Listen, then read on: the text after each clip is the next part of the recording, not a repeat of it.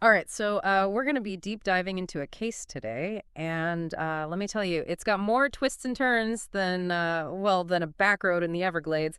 It's the disappearance of Tracy Ocasio. You guys have sent in a ton of info on this, and, let me tell you, it's a real head scratcher. So Tracy was 27 years old from Oco, Florida, big Orlando Magic fan, super close to her family, studying to be a radiologist online. Life's looking good. It seems like it from the outside, at least. Yeah. But, as we'll see today, appearances can be deceiving. Oh, for sure. So May 26, 2009, Magic are playing. And Tracy decides to head out to the Florida tap room to catch the game. Now, this wasn't just some random bar for her. It was practically her cheers. She was there all the time, especially for basketball season. But here's where things get a little strange. Her dad was actually supposed to meet her that night, but he got stuck at work. Man, that's got to be a thought that haunts him. Absolutely. That what-if factor is a heavy burden in cases like this. But even if her dad had been there, it's impossible to say whether it would have changed the outcome. What we do know is that Tracy was seen leaving the bar between 1 and 1:30 a.m. with a man. This man was later identified as James Hataway.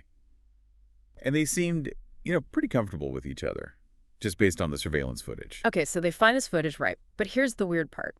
Nobody in Tracy's life, not her family, not her friends, recognizes this Hataway guy.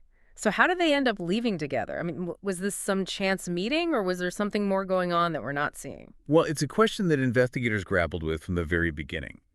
Did Tracy know Hataway from, previous visits to the bar? Did they just strike up a conversation that night and hit it off? Yeah. Or was this, a targeted encounter? Something more sinister, something planned in advance. The fact that they seemed close in the footage, well, suggests they interacted earlier that night. But without witnesses who can corroborate that, it's hard to say for sure. And then, and then there's the matter of Tracy's car. Her yellow Chevy Cobalt, it turns up the next day, abandoned in some dark, desolate area. And from what I read, it sounds like this was an area that Tracy usually avoided. Not only that, but it was found unlocked. And get this, the front seats were reclined forward.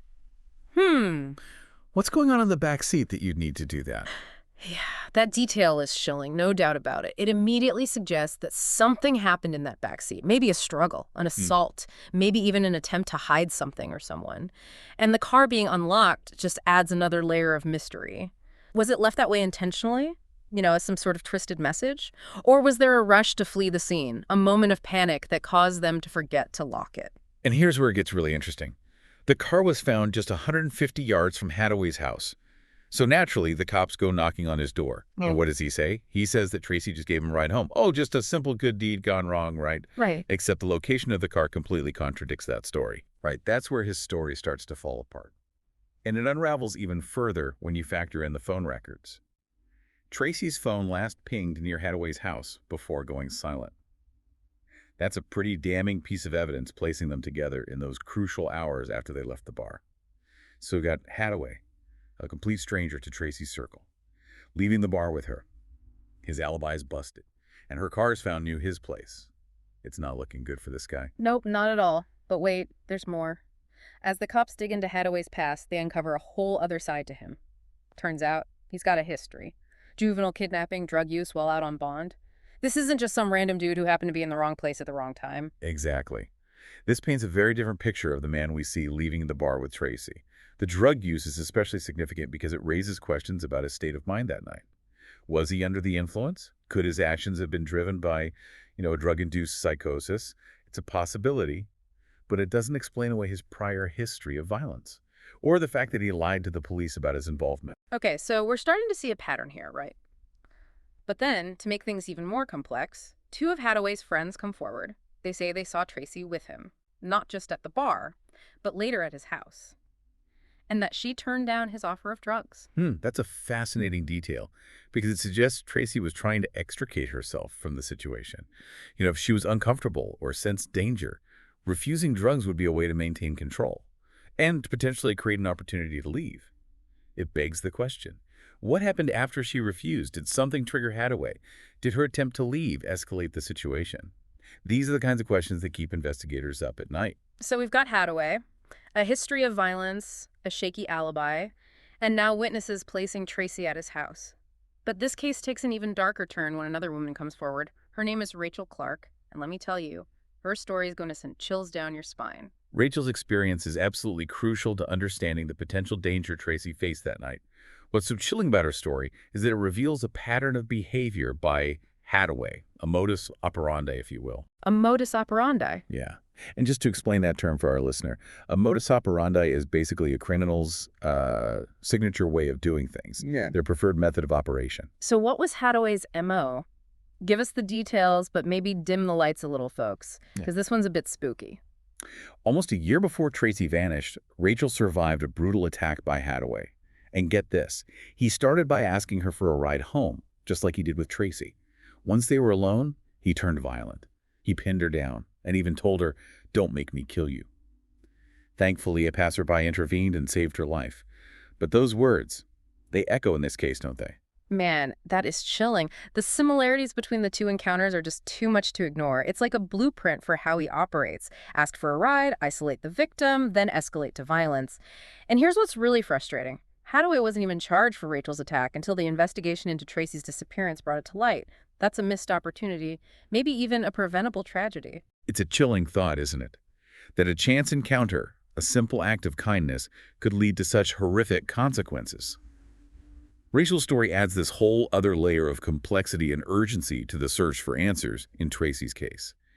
But as if things weren't complicated enough already, there's another twist in this story, and it emerges during the search for Tracy. Okay, now I'm really on the edge of my seat. What happened? Remember, this search was fueled by a tip suggesting Hataway might have been involved in other homicides in the area, and that the bodies, along with the murder weapons, were thrown into lakes.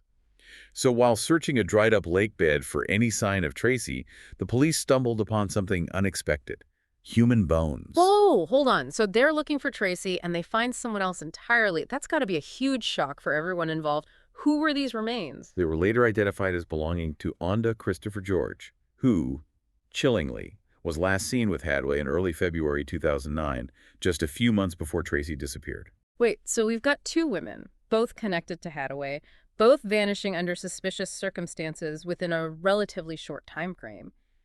Is this a coincidence, or are we looking at something far more sinister? That's the million-dollar question, isn't it? Yeah. It's certainly a pattern that raises serious concerns, especially given Hataway's history and the circumstances surrounding both disappearances. And remember that witness we mentioned earlier, the one who saw Hataway and another person coming out of the woods near where Onda's car was later found abandoned. Well, that adds another layer of intrigue to the connection between these two cases. Okay, so we've got this potential link between Tracy and Onda, both tied to Hataway. But I'm guessing things aren't that clear-cut, right? Unfortunately, no. While the discovery of Onda's remains is a major development, it doesn't provide definitive answers about Tracy's fate. And sadly, the autopsy on Onda's remains was inconclusive. The cause of death couldn't be determined with certainty. Hataway, of course, claimed it was an accidental drug overdose, but given his history of violence and the suspicious circumstances surrounding Onda's disappearance, it's hard to take his word at face value. So we're left with more questions than answers, as is often the case with these complex disappearances. But with Hataway now firmly in the spotlight, I'm assuming the investigation into Rachel's attack gained some momentum, right? Absolutely. With the spotlight now on Hataway and his potential connection to multiple missing women, the attack on Rachel Clark took on a whole new level of significance. It was no longer just a random assault. It was a potential piece of a much larger and much darker puzzle. So what happened next? Did they finally bring Hataway to justice for what he did to Rachel? Yes, they did. The trial was a tense affair, with Rachel bravely taking the stand to recount the horrific details of that night. Her testimony, coupled with the evidence presented, painted a chilling picture of Hataway's violent nature and his predatory behavior. Imagine the strength it took for her to face him in that courtroom, to relive that trauma in front of the world. It's hard to even fathom the courage that must have taken. But in a way, she wasn't just fighting for herself. She was fighting for Tracy, for Onda, and for any other potential victims out there. You're absolutely right. Her testimony was a pivotal moment in the case, not just for Rachel, but for the pursuit of justice in a broader sense. And the jury's verdict reflected that. They didn't hesitate. They didn't waver. Hataway was found guilty of attempted murder, burglary, robbery, and false imprisonment.